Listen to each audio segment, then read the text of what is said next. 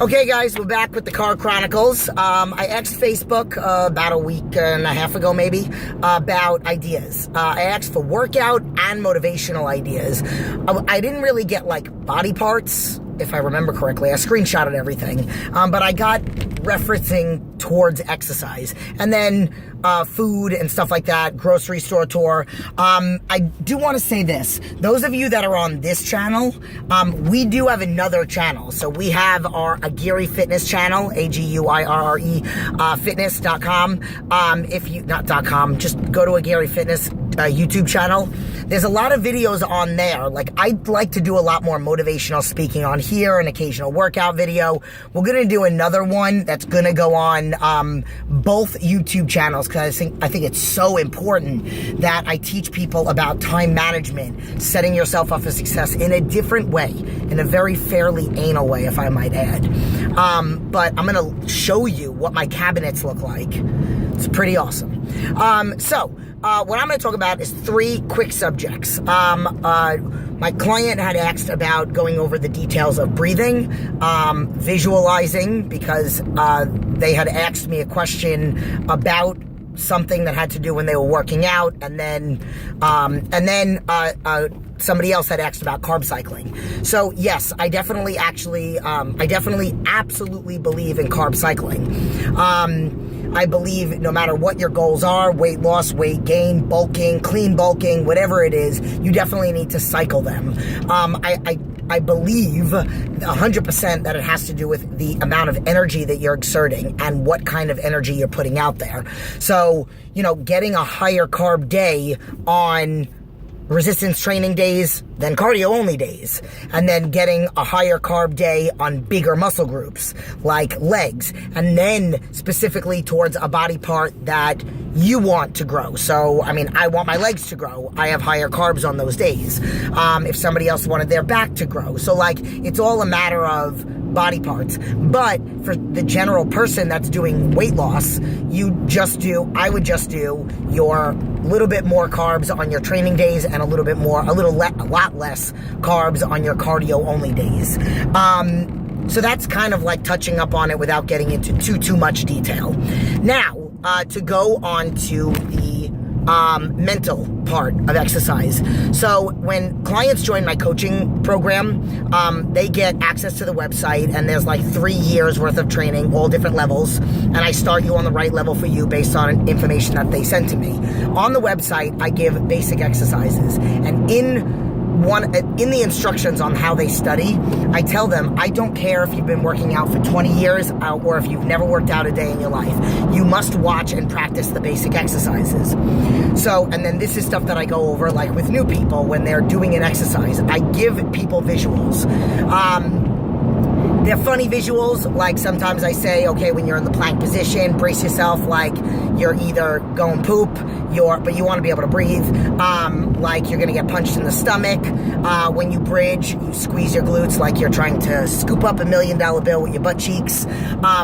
Then bicep curls, and that's just one of the examples that I give, and they watch all the basics, and I tell them, you could do a bicep curl and you won't fully maximize the use of the muscle if you don't physically know how to squeeze the bicep. So I actually will be showing me squeezing my bicep and getting more muscle activation from just squeezing it the right way with nothing in my hand than if I was to just pick up a weight and start throwing it around, even though I'm going in the motion of the bicep curl. Knowing what muscles to squeeze. So there are a lot of little things. It's all about visualizing yourself in the movements. Sometimes, and it depends on the movement. If you're doing balancing, core, challenging style, functional training, and you're balancing, you do always want to have a focal point, so you will keep your eye on whatever it is that you're focusing on.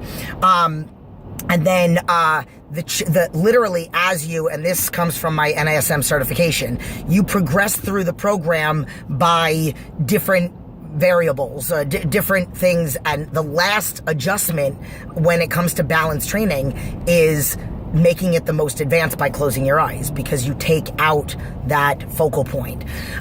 When it comes to bodybuilding or losing weight, doing resistance training, which I don't care if you have 100 200 pounds to lose, you need to incorporate resistance training, no matter what. Because if you're just trying to lose weight, you have a higher chance of having loose skin, the elasticity of the skin, eating healthy, eating enough calories while you're trying to lose weight, getting in resistance training. On days that you do resistance training, you burn more calories at rest, and your metabolism is sped up for 24 to 48 hours, and you're burning calories after the workout. After cardio, you stop burning calories. So for somebody that wants to lose 100 pounds, if you do it with cardio only, it's going to take you 5 to 10 times longer than if you were to include some resistance training, because muscle burns five times the amount of calories, burns more calories. So you'll get to your goal quicker. Getting back to the whole squeezing of the muscles, which I lost track of where I was going with this, but the squeezing of the muscles. So learning how to activate, so bodybuilding or regular total body workouts for weight loss, it doesn't matter what it is. You need to know what you're squeezing. So you could do a tube walk, which I love those, where you either have a band on your knee and your ankle, or just on your ankle, or you stand on a tube and you hold it like a superhero, or you hold the band over here and you're standing on it and you sidestep. You could totally feel it in your back and not at all feel it in your glutes if you don't know what you're supposed to be squeezing. Doing plie squats, sumo squats, doing a deadlift, doing a bent over row, like knowing what exact area, doing a lat pull down, knowing exact area that you're supposed to be squeezing, you will activate those muscles that much better. And that is so stupidly important. Poor choice of words. I don't like using the word stupid, unless I'm saying that was stupid dumb, but whatever.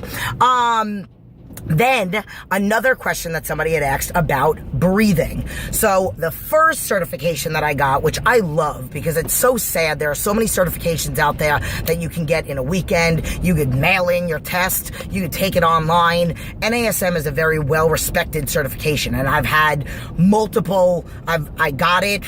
Oh my God, the first certification I ever got was in the East Coast, and what I loved about it is that I had to go to class for hours and months, and there are no certifications out there besides getting a college degree in kinesiology and exercise phys and stuff like that. There are no other certifications out there that do this. If you're on the East Coast and you're looking to get certified, go check out ECA. I love them. I worked for the company. I started training trainers to be trainers. I was working for their conferences, ECITS. No, that's a school. East Coast Instructor Training School. They're amazing. So you definitely need to go find them. Then when I started working at New York Sports Hub, because I got certified through ECA first, ECITS, then I went into New York Sports Club, and then I had to get a more recognized, which they recognized ECA, but they really needed NASM. So I got NASM, and then every 2 years you got to keep your certification up. I got pre and postnatal, older adult, youth, sports nutrition. Well, no, they didn't have sports nutrition. I got sports nutrition and another pre and postnatal through another company. They were doing like a dual thing, but it wasn't like NASM, but they did do a weekend workshop. So one of the things that I learned that I loved is about the visuals. That's, I think, the reason why I'm very good at teaching people about how to visualize the movements and giving funny cues. And sometimes they're inappropriate. I have to use sexual inappropriate comments, but I'll never do that on here. I'll never do that on YouTube. I'll only do that personally in my studio. Squeezing the butt cheeks like you're trying to lift up $1 million bill. That's whatever. Don't judge me. But one of the things that I learned is let's just say, perfect example, when I was in ECA and I was going to the school and we were getting tested, that was another phenomenal thing. Like, the test was there. Like, you had to write out program design, which I know NASM does also.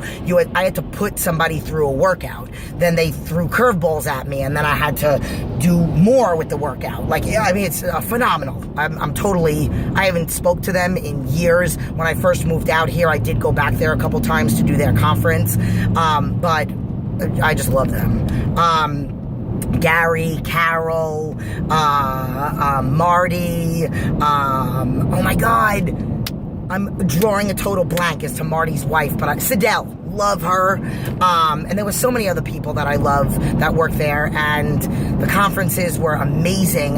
That's where I took conferences by Clay, Calvin Wiley, Tony Stone, those are all dancers, actually, not necessarily, you know, new fitness stuff. But that is fitness dance. But whatever. Shut up, Jen. All right, get to the point of the breathing. So when they said about teaching you how to breathe, you want to breathe on the exertion. So if you're doing a lat pull down, what they made me think is that I have my arms on the lat pull down, and as I do the lat pull down, I exhale out, and it's like I'm blowing the weights up. So the same thing with the leg press. It's as I'm pressing up. Even though when you do a leg press, you won't say it's the first movement, because when you're doing a lat pull down, the first movement is pulling down. So that's where you exert yourself. I mean, that's where that's the actual move. That's the concentric movement, and then the eccentric is letting go. So when you do a leg press, you start with your feet out. So you actually start with the eccentric and then you do the concentric. But if you're on a machine and you're on the pin machine, as you press up, the weights go up. So blowing the weights up. So any movement that, even kettlebells, let's just say, when you're doing a swing, you breathe on the way up. The kettlebell's on the way up. When you're doing a tube walk, when you're doing a bicep curl.